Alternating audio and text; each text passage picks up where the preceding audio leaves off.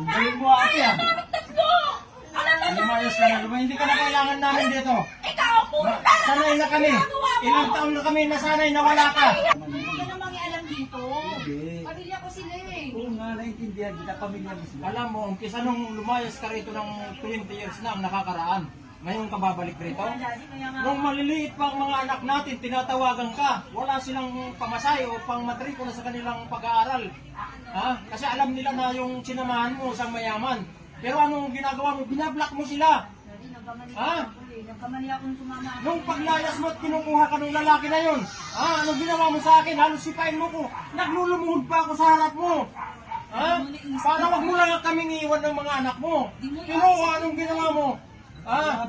Masaya pa kayo ng kinakasama mo. Daddy, Ha? ako na doon sa mga anak ko. Tapos gano'n ang gagawin mo sa akin. Gano'n ang gagawin mo sa amin. alam kung ano yung ginawa ni tatay para sa amin. Pinagtapos kami ni tatay para sa kanila. Kulang na lang. Ha?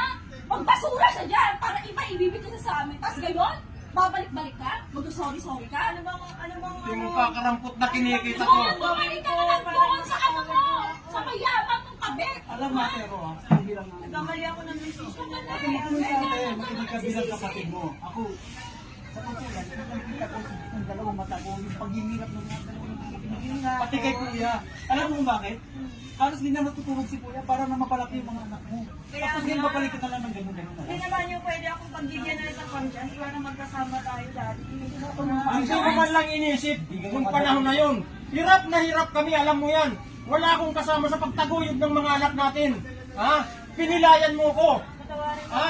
Pag-aalis kong pupunta ako sa trabaho. Pag-aalis kong pupunta ako sa trabaho. Gusto ko mayroon ako madadat na isang ina na katulad mo. Pero anong ginawa mo? Imbes na tulungan mo ko, nilayasan mo yung mga anak mo. Pati ako. Nak, patawarin niyo. Ay, anay!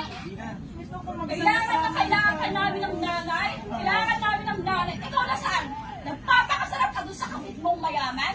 Ha? Dahil mapahira siya? Si tatay wala? Di mo niisip yung kahirapan ng ginawa ni tatay para sa'yo. Tapos ngayon, doon ka na sa kapit mong mayaman. Ang galing mo ate ah. Namin tatlo. Alam mo, Lumayos ka na, hindi ka na kailangan namin dito. ikaw, pumunta na Sanay na kami. Ilang taon na kami nasanay na wala ka. Hirap lang si tatay. Ikaw na. Huwag mong biglayin yung mga anak mo. Alam mo bakit? Parang Kahit ako na kapatid mo, nasasaktan ako sa ginagawa mo.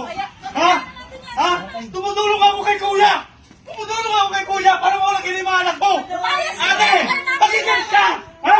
Ang tagal mo yung nag-isipan dyan? Napakaligat ang puso mo! Ha? Ngayon magdusa ka!